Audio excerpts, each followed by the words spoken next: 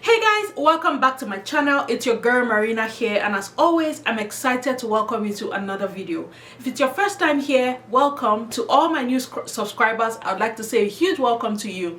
If it's your first time here, thank you for clicking to watch this video. My name is Marina. I live in Saskatoon, Saskatchewan in Canada, and on this channel I share information to make settling into life in Canada seamless for newcomers and foreign trained professionals. So if you know that this is kind of information that excites you or that interests you, please do well to hit the subscribe button below and turn on the notification so you know every time I post new content. To my returning subscribers, my OGs, as always so nice to have you back on this channel. Before I go into today's video, I just want to thank you all for your patience. I didn't have a video go up last week because content creators nightmare, right? Anyway, we're here today and that's what matters. Well, thank you very much again for clicking to watch this video. In today's video, guys, I'm going to be talking about finding a job as a newcomer in Canada using LinkedIn. It's the beginning of a new year and it's almost always typical for people to make goals for the year. For some people, the goal is to get maybe their first jobs in Canada. You're a newcomer, you're wondering, how do you begin to navigate the job market? How do I leverage LinkedIn to find a job? So that's what I'm going to be talking about today, leveraging LinkedIn to find that job. Could be your first job, it could be you switching jobs as a newcomer in Canada. If you're not already familiar with LinkedIn, I'm not sure how. As a foreign trained professional, I'm going to assume that you already know what LinkedIn is. But if you don't, I'm just going to give you like a general high-level overview. So LinkedIn is like a social media platform for professionals who are trying to network, who are trying to find new careers, or who are just trying to stay up to date with news in their industry. It's like Instagram for professionals. So companies have pages on LinkedIn where they advertise their jobs that are open.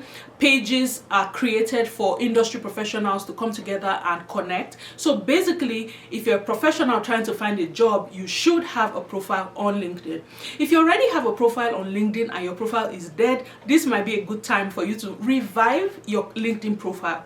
And what do I mean by revive profile? Some of you are on LinkedIn but you are like ghosts. You have accounts, they're using to monitor other people, but there's actually no information about yourself on LinkedIn. Look, if you're looking for a job, LinkedIn is not the platform where you want to be private. That's not going to help you. So if you have a LinkedIn profile, you want to make sure that you have a professional headshot depending on the industry that you're in, because I've seen some people where their LinkedIn profiles were like vacation pictures. If you're a photographer, for instance, you can have a sample of the work that you have done. You can have those pictures there. So depending on what your profile is, what your background is, you want to make sure you have an appropriate photo, a professional photo, or an appropriate photo where that's different, right? And then you want your proper name. LinkedIn gives you the option to add your pronouns. I think it's in the spirit of inclusivity, just to make sure that you're addressing people or approaching conversations the right way. LinkedIn gives you that option. It is optional. If you want, you can do it. For me, I have my pronouns beside my name on LinkedIn, right? And then you want a little blurb about who you are. There's an about section on LinkedIn. Even if it's 2 lines, put something there. On the features page, if you have something to put there, put it there as well. Basically, what I'm trying to say is try to make sure that you have something filled in all of the appropriate sections on LinkedIn, just to make sure your profile is professional. If somebody opens your profile and are trying to figure out who you are as a person, what you have put there gives them like a general idea. For some people, they are more detailed in their profiles. Like my about section is detailed. I have something on the header just saying something about what I like, my profession. On the features page, I have something that points to my YouTube channel, just to say away from work, this is what I'm doing. I try to keep all of the sections filled, and it has increased my visibility. On LinkedIn, you get notification who's viewing your profile, and I've been getting a lot more profile views, a lot more profile visits since I filled all those things out. So all of those things, filling out the required information, creates visibility for yourself. So you want to make sure that you're doing that. One other way to stay visible on LinkedIn is not to be posting every day. I honestly don't post all the time on LinkedIn because I would rather not post than post irrelevant information just because I want to create visibility.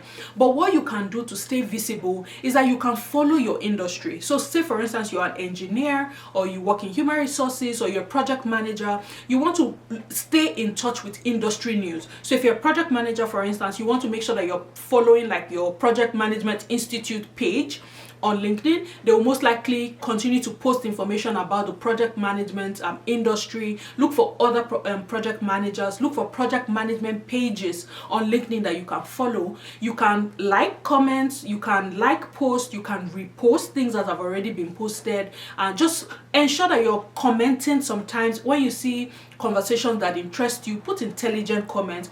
All of those things come together to increase your visibility.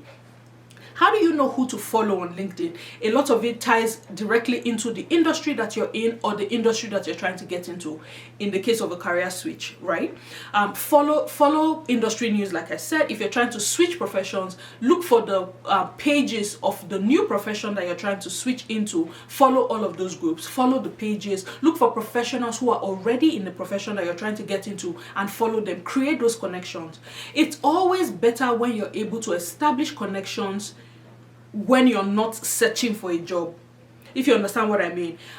For me, if I'm a professional on LinkedIn and somebody just reaches out to me randomly to say, I want to connect with you because there's a job in your office that I'm interested in applying for, it might be a bit of a turn off from the start, as against saying, oh, I'm interested in this industry and I see that you're already working in this place. I would like to connect with you to learn more from your experience and your expertise. You're not tying that connection directly to a job opportunity that you want to apply for at the moment. I feel like the connections are more genuine that way, when it's not directly linked to a job, right? So ahead of time, before you start actively searching for a job, start to connect with these professionals, establish those connections. And when you are reaching out to professionals, guys, this is one major mistake that I see a lot of people make, because being a content creator and also being a recruiter, I kind of put myself in a position where a lot of people from my channel go on LinkedIn, search me out, and they want to send those connection requests. And I see that people make mistakes from the get-go, how they're even reaching out. If the way you're reaching out to me is the way you're reaching out to other professionals, it might not work very well for you. So that's kind of why I'm making this video, just to give some people heads up on what you should not be saying when you connect to other professionals on LinkedIn. I've already given you the first one. Try to establish those connections when it's not directly tied to a job that you're trying to apply for in their companies right now. When you reach out to people, random people that you don't know, who don't know you, and say, I'm trying to apply for this job, refer me. Referrals are important in Canada, I'm not going to lie. Sometimes referrals are like the game changer. You get the job because somebody internal referred you to the hiring team. Now, referrals are not 100% guarantee, because chances are that person who's referring you is not the only person who's referring somebody for that job. So if there are already 10 people in the team that they're hiring for, and 6 out of those 10 people refer other people, they have 6 people, but there's 1 opening. So even if you have been referred, that is not 100% guarantee that you're going to get the job. Let's just establish that right from the get-go. But when you reach out to people and say, refer me, here's what you're asking them to do.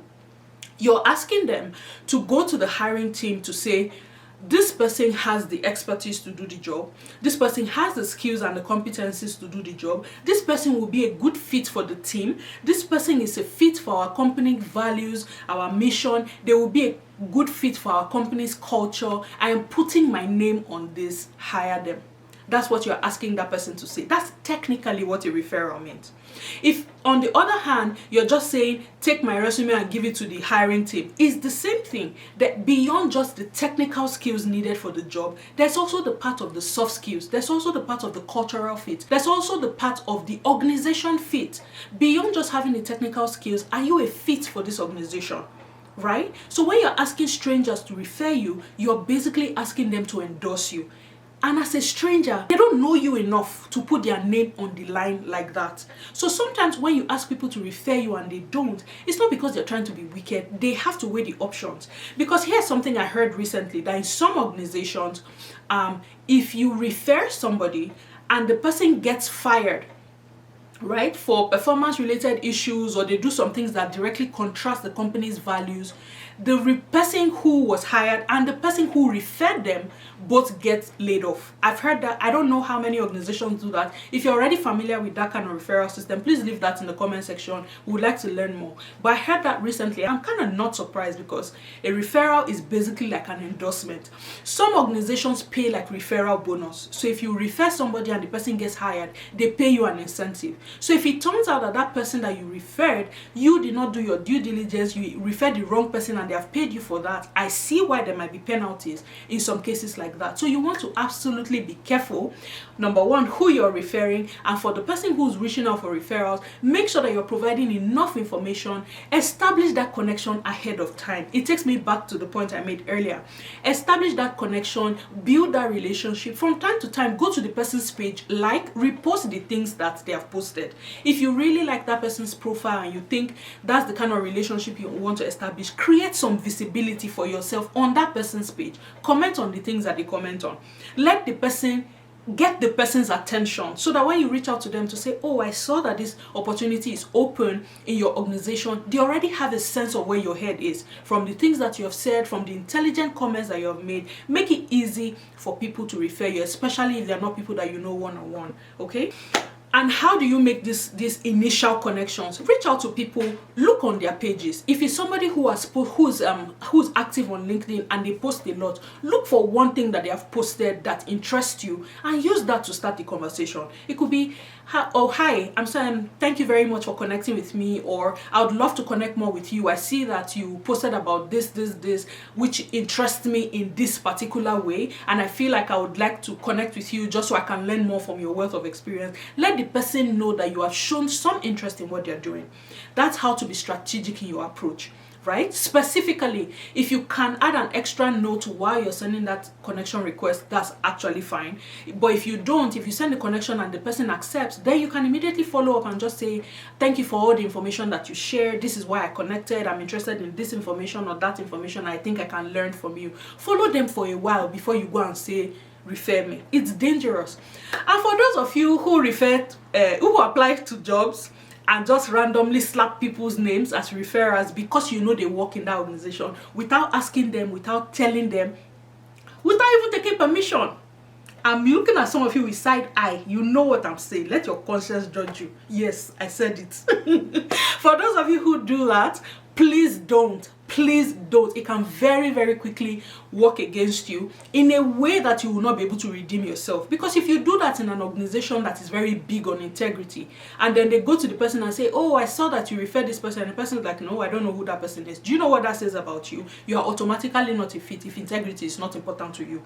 If you don't think it's wise for you to reach out to people to say, is it okay for me to do this before you do it? You're trying to be smart, but you're applying to a company where integrity is a big value. You have already created a clash. You have already created a misalignment between who you are and the values of that organization. So please don't try to be smart. Ask people, get permission, right? And let them be okay before you put their names as referrals. That's not professional behavior. Don't do it. If you keep doing that, don't do it. And when you reach out to recruiters, the conversation should be different. I don't believe that you should be reaching out to a recruiter and asking them to refer you. This happens to me a lot, where people reach out to me and say, hey, I see that you have posted this job that you're hiring for. Can you refer me? A recruiter technically cannot refer, because what you're saying is, if I'm referring this person, I'm endorsing this person. It creates undue advantage in the process. If 30 people have applied for one particular role that I'm hiring for, and I'm referring somebody, I'm already telling the hiring manager, this is who I think can do the job. How is that fair to the other people who are in the talent pool? So recruiters technically don't refer. They will take a second look at your profile and just say, you know what, if you think that you're qualified for this role, please apply. That's kind of what I do, because that's the only way. I cannot go on LinkedIn and be reviewing people's resumes in my DM. If you feel like you have the qualification and the experience for this position, apply for it, okay? So when you reach out to recruiters, be strategic in the way you have the conversations. Don't reach out to a recruiter and say, this is my resume, hire me. No. Again, you want to follow them. Follow the recruiters. If they are posting things that you're interested in, be on their radar, right? Be on their radar. Post intelligent comments. Talk about the industry that you're in. Let the comments that you put on people's posts reflect your skills and your competencies. That's how they're going to seek you out. That's how you're going to stand out on LinkedIn, okay? Your LinkedIn profile is supposed to be like a summary of your resume, like a snapshot of who you are as a professional. don't keep the information concise, keep the information straight to the point. If you're going to put bullet points under your role title, which I recommend, especially for foreign trained professionals, and this is the reason why. Sometimes the roles that you have done in your home country might have different job titles than what it is called in Canada. If you have not done that research to establish what the equivalents are, if you put the job title from your home country, typical example, so I'm originally from Nigeria, for those of you who don't know, and in Nigeria it is not unusual for somebody who works in human resources to be called a personnel officer. I have not seen a lot of titles in human resources in Canada where they call you personnel officer. The nomenclature of HR positions in Canada follow a different dimension. So if you put personnel officer on LinkedIn and it does not have a description of what you have done, I'm looking at it as a recruiter in Canada. I can understand what that is because of my background, but a recruiter who does not have that understanding is going to look at it and wonder, like, personnel officer, what exactly did you do? That's where having bullet points of your job description is going to help. That way they can say, oh, this is the equivalent of this, right?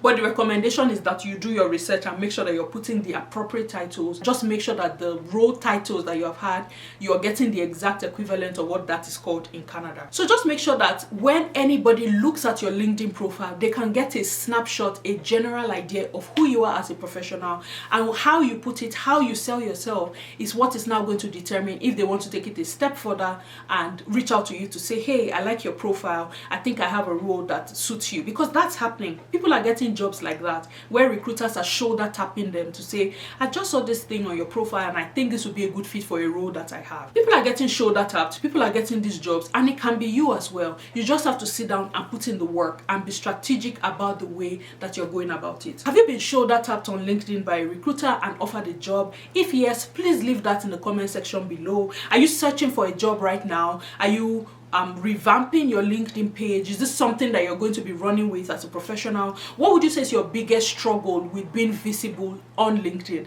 Leave all of that in the comment section. I would love to hear from you and learn from you as well, okay? I hope this video you have found helpful today. I hope this information is something you will take and run with. I hope you share this content with all other professionals who you think will benefit from a video like this. If you have any questions, please leave them in the comment section. I'll be there to answer the questions as Marina is Siri, and maybe, just maybe, I'll answer some questions as a recruiter. So if you have any questions about being visible on LinkedIn and creating a LinkedIn profile that will catch the attention of recruiters, leave that in the comment section. I'll be excited to meet you one day and answer as many questions that I can. Well, thank you very much for watching this video, guys. I hope you found it helpful. If you're not yet subscribed to my channel, please hit the subscribe button on your way out and make sure you're sharing this content so that more professionals can learn from this as well. Until I come your way in the next video, it's your girl Marina saying thank you and have an awesome day. Bye, guys.